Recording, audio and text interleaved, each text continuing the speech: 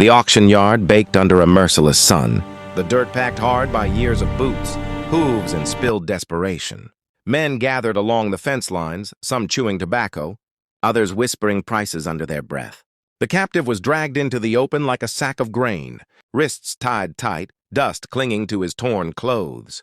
He had been beaten enough to know pain, yet he stood upright, shoulders squared, eyes sharp and unbroken. That alone made the crowd uneasy. A man who still had fire in him was a risk no one wanted to buy. The auctioneer began his chant, voice slick and rehearsed, promising strength, obedience, usefulness. A few hands lifted, then fell. The bids were weak, uncertain. The captive scanned the faces around him, reading greed, fear, and indifference. He had seen this moment before. It always ended the same way, with chains, whips, and the slow death of hope. His jaw tightened, preparing himself for whatever came next. From the edge of the yard, a lone cowboy stepped forward. He wore plain clothes, dust-stained and worn, the kind of man you could overlook if you weren't paying attention. His eyes, however, missed nothing. He studied the captive carefully, not like merchandise, but like a man measuring another man's resolve. When the bidding stalled and the auctioneer hesitated, the cowboy spoke. $3. The words cut through the heat like a slap. Laughter erupted. $3 was barely worth the rope around the captive's wrists. The auctioneer sneered, insulted. But before he could object, the captive threw his head back and laughed as well, bitter, sharp, fearless. "I'd rather die," he said, his voice carrying across the yard. Every sound stopped. Even the wind seemed to hold its breath. The cowboy didn't laugh. He walked closer, boots slow and deliberate, until he stood directly in front of the captive. Up close, the captive could see the lines in the cowboy's face, carved by sun and years, not cruelty. "Maybe," the cowboy said quietly, so only he could hear. "But not like this." The gavel slammed down. The deal was finished, just like that. The crowd lost interest, already turning away. As they rode out of the yard, the captive waited for rough hands or harsh orders. None came. The cowboy loosened the rope, gave him water, and said nothing more until night settled in. By the fire, he finally spoke. "You're not owned," he said calmly. "You can leave if you want." The captive stared into the flames, confused and wary. Freedom felt like a trick, but something deep inside him stirred. For the first time in a long while, death was no longer the only choice in front of him. The morning air was cold enough to sting, and the captive barely slept, listening to every shift of the fire and every movement of the cowboy's horse.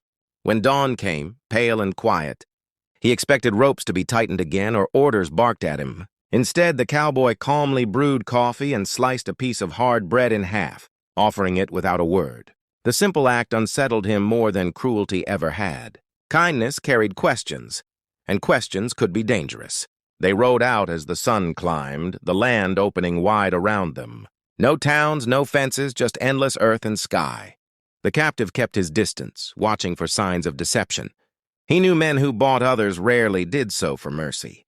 Still, the cowboy never rushed him, never reached for a weapon unless needed. Hours passed in silence, broken only by hoofbeats and wind. By midday, they reached a dry creek bed. The cowboy dismounted and motioned for the captive to do the same. Without ceremony, he cut the remaining bindings and handed over a small knife, the handle worn smooth by years of use. The captive froze, disbelief flashing across his face. A weapon was trust, and trust was fragile. "For protection," the cowboy said simply, "and for choice."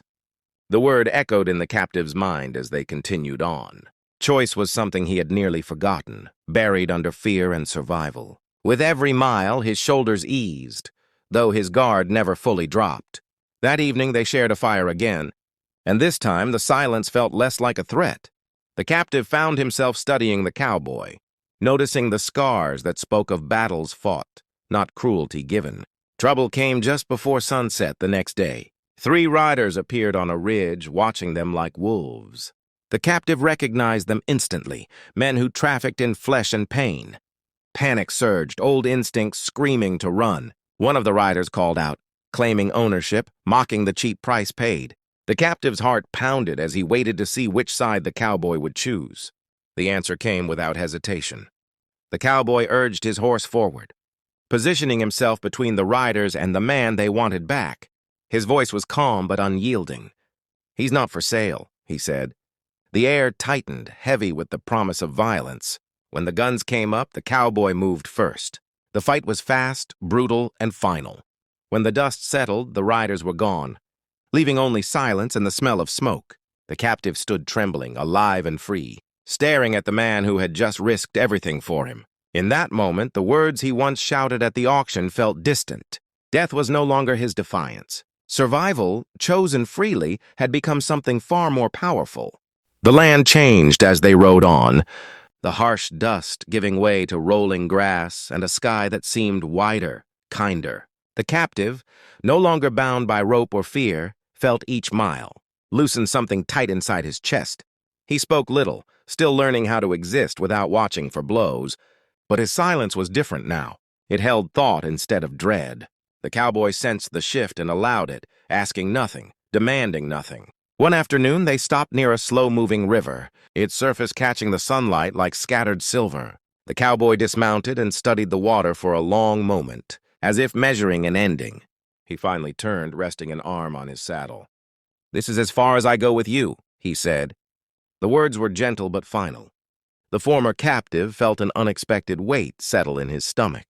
He had imagined freedom as a sudden, triumphant release, but it arrived quietly, carrying responsibility with it. Beyond the river lay uncertainty, work, hunger, danger, and choices that could no longer be blamed on anyone else. He nodded, understanding more than he could put into words. They shared a final meal, simple and unceremonious.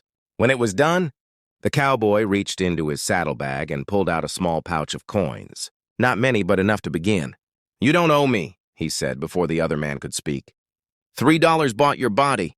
What you do now is your own." The former captive looked at the coins, then at the knife he still carried, then back at the cowboy. "Why help me?" he asked quietly. "I told you I'd rather die."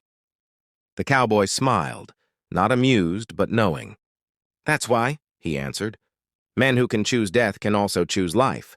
Most just need the chance." They shook hands, a firm grip between equals. There was no speech, no promise to meet again. The moment didn't need it. The former captive turned toward the river, boots sinking slightly into the damp earth. Each step felt heavier, yet more real. He crossed the water slowly, letting the cool current wash dust from his legs. A small baptism into a life reclaimed. On the far bank, he paused and looked back once. The cowboy was already mounted, a lone figure against the open land. He lifted a hand in farewell, then rode off, becoming part of the horizon. The former captive faced forward again, breathing deeply. He was alive, not owned, not hunted, not resigned to death.